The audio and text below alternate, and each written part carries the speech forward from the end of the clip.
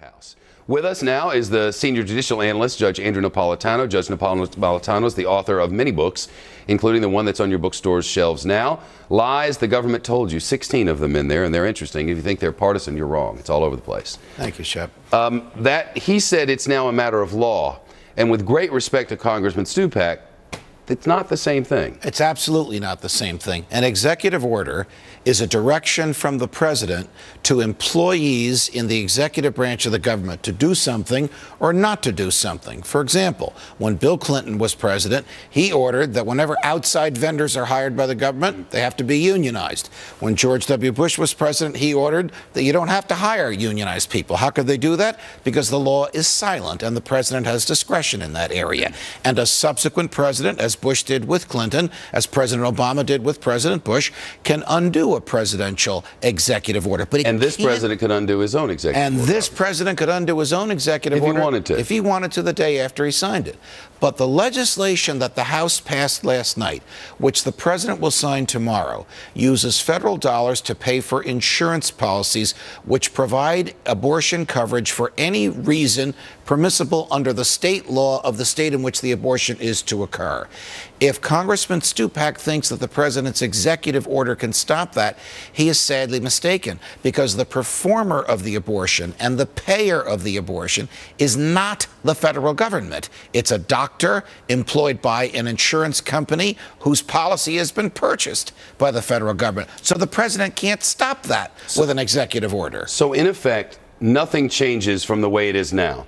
If you're a woman who is allowed to have an abortion in whatever state, and you have an insurance policy right now that covers such a thing, the insurance policy will pay for it. Right. Step forward when all of this legislation is in place, same circumstances, same thing, except now the government is involved in it. It made no changes whatsoever. The only changes it made is that for 32 million Americans that can't afford insurance, the government will pay for a policy for you, and that policy may include abortion. Just like all insurance policies now may. It's just the government is now involved in that. Correct. And that's the part where there's So what did Congressman Stupak and the other so-called pro-life Democrats get? They got a fig leaf. They got a little political cover. Actually, his record is staunchly pro-life. I looked it up. His record is staunchly pro-life until last night, when he voted for something which he either thought would prevent abortions or hoped would prevent abortions, but under the law cannot. I'll tell you what the president could do. Now, wait. He wanted something that would prevent abortions. Is that what he said? But the truth is, all of the laws are still in force,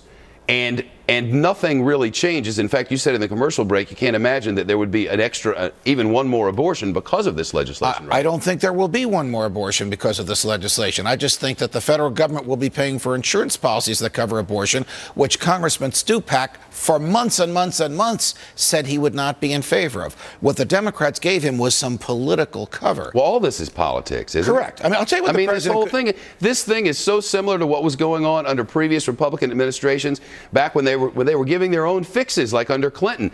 Most of what's in this thing was okay then, but it's not now, and that's because of politics. That's it. There's very little virtue left. It's just a game as to which party is going to prevail over the other. It's Yankees and Red Sox. Well, it is. I hate the Red Sox because I hate the Red Sox. That's all. Right. It's Yankees and Red Sox. I'll tell you what the president... Johnny Damon comes to the Yankees. I like Johnny Damon all of a sudden. You know what I'm saying? You like Johnny Damon. If George W. Bush had proposed this, would the Republicans have opposed it the way they did last night? Probably not. As we pointed out during the break, Richard Nixon wanted something very much like this 40 years ago, and Republicans were in favor of it. Look, people can stand on principle, but they ought to be consistent. I'll tell you what the president could do with an executive order. What's that? He could stop abortions at hospitals that are owned by the federal government, where the employees work for the federal government. But he can't stop the other abortions, and Congressman Stupak should know that. Very interesting. There's always clarity from you, Judge. You're very kind, Shep. Thank you.